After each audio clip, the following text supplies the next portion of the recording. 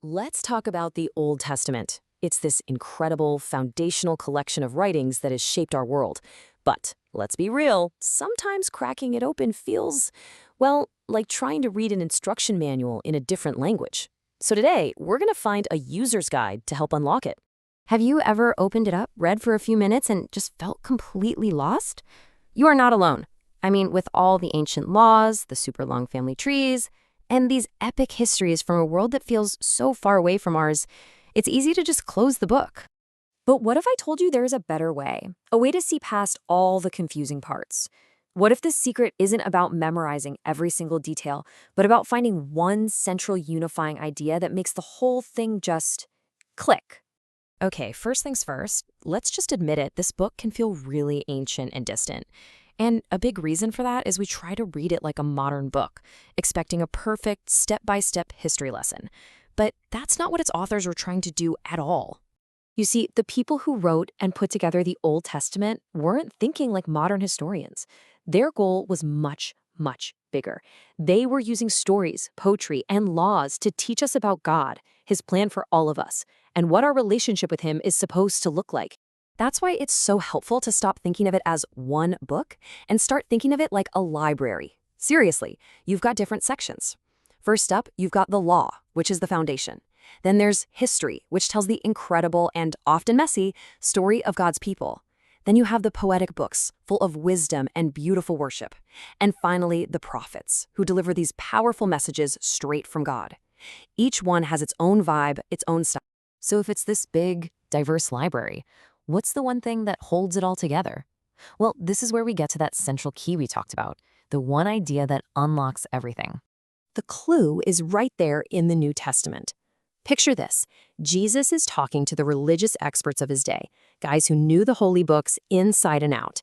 And he tells them, hey, you search the scriptures, but you're missing the point. They are testifying of me. Now here's the kicker. When he said the scriptures, what was he talking about? The New Testament didn't exist yet. He was talking about the Old Testament. He was basically saying, this entire ancient library you've been studying, yeah, it's all pointing to me. That is a huge statement. And the connection is even deeper than that. The God of the Old Testament, the one who spoke to Moses, the one who made covenants with Abraham, was known as Jehovah. For Latter-day Saints, Jehovah is the name for Jesus Christ before he was born on earth. So when Jesus later says, before Abraham was, I am, it was a jaw-dropping moment. He was claiming to be Jehovah, the God of their fathers. Okay, so the Old Testament is all about Jesus Christ. That's the big idea. But how do we actually find him in there, especially in those parts that seem to have nothing to do with him? Let's get practical. There are two main ways we can see him. The first one is pretty obvious, direct prophecy. These are the verses that are clearly talking about his birth, his mission, and his sacrifice. But the second way is a little more subtle, and it's called symbols and types. Think of a type like a movie trailer. It's a person, an object, or a story that gives you a preview, a foreshadowing of Christ and what he would do. Let me give you an example of each. For a direct prophecy, Isaiah straight up says, unto us a child is born, the Prince of Peace. It's so clear. For a symbol or a type, think about Joseph of Egypt. His brothers betray him, right? But in the end, he forgives them and saves them from starvation. Isn't that a perfect pattern of Jesus, who is betrayed but ultimately saves all of us? Once you start looking for these patterns, you see them everywhere. Now, there's one more layer to this. Over thousands of years of copying and translating, it's pretty understandable that some important things got lost or changed in the text. This leads us to a really key idea for Latter-day Saints, finding the missing pieces that have been restored. A prophet in the Book of Mormon, Nephi, actually saw this happening in a vision. He said that many plain and precious things would be taken from the Bible. Again, this isn't a knock on the Bible at all. It's just an acknowledgement of its long, complicated journey through history. So, how do we get those truths back? The belief is that God revealed them again through a modern prophet, Joseph Smith. And this gives us some amazing companion texts for our study. The Book of Moses, which clarifies the story of creation and Adam and Eve, the Book of Abraham, which gives us his perspective, and the Joseph Smith translation of the Bible, which helps clear up confusing passages. And these restored truths are game changers. All of a sudden, we have incredible stories that are mostly missing from the Bible we have today. We get this whole epic account of the prophet Enoch and his amazing city Zion. We get to see Abraham's vision of our life before we came to earth. We learn so much more about this mysterious priest named Melchizedek.